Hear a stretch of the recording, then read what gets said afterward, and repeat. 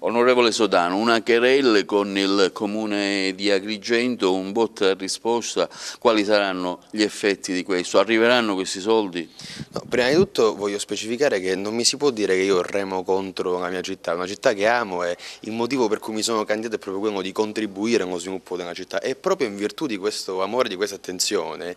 sono andato a visionare i documenti del Ministero delle Finanze dove c'erano tutti i progetti di questo famoso bando delle periferie e trovo Catania con dei progetti esecutivi, Palermo con altri progetti esecutivi, stessa cosa per Siracusa, vado ad Agrigento e becco zero, no? A questo punto la mia domanda è sorta nei confronti di Firetto che vuole fare una denuncia con l'ANCI al Premier Conte per dire ma dottor Firetto, capiamo una cosa, Conte ha detto che sicuramente finanzierà tutti i progetti esecutivi perché è nel nostro interesse quello di dare possibilità soprattutto nei quartieri più disagiati, più poveri, ma Agrigento ha dei progetti esecutivi perché a questo punto i documenti che noi abbiamo non risultano e se non risultano si può fare qualcosa perché in questo momento, ho anche sentito prima i tecnici del MEF, non ci sono progetti esecutivi per Agrigento, il numero è zero, sono stati dei ritardi nei lavori, delle inefficienze, non metto in dubbio che abbiano lavorato, però poi alla fine dei conti noi continuiamo a perdere bandi europei, bandi statali, chiaramente si vuole trovare una soluzione. Dobbiamo procedere con un altro tipo di politica, è giusta una discussione, un dialogo, però se non ci sono progetti esecutivi qualcuno ci deve dare delle spiegazioni, perché ricordo Palermo, Catania, Siracusa, sono quelli in Sicilia perché poi sono 96 in tutti che verranno finanziati, sicuramente riceveranno questi finanziamenti. Lo spero anche che sia la stessa cosa per Agrigento, ci siano dei documenti al MEF poco aggiornati? Non credo, però staremo a vedere. Parliamo della manovra finanziaria, una manovra finanziaria, ieri sera si è festeggiato, almeno si parla di annunci, ma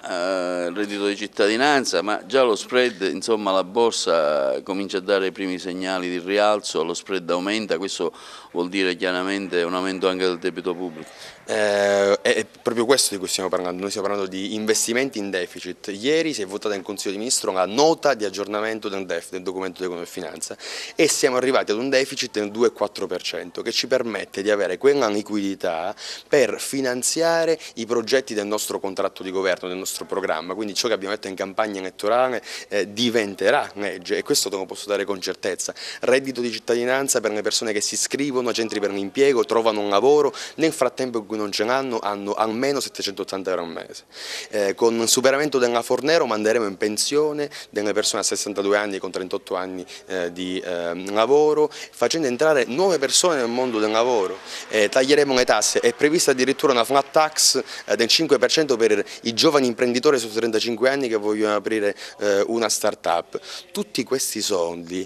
noi andiamo a fare investimenti produttivi, cioè andiamo a far respirare, a dare una boccata di ossigeno alla nostra economia perché le politiche di austerity hanno semplicemente distrutto questo paese, cioè tagli continui hanno fatto in modo che i paesi del sud Europa, quindi penso alla Spagna, all'Italia, alla Grecia, siano collassati con una disoccupazione altissima e con un tasso di emigrazione che è altissimo. Con questo governo del cambiamento l'Italia esce da una fase buia ed entra in una fase di sviluppo molto forte.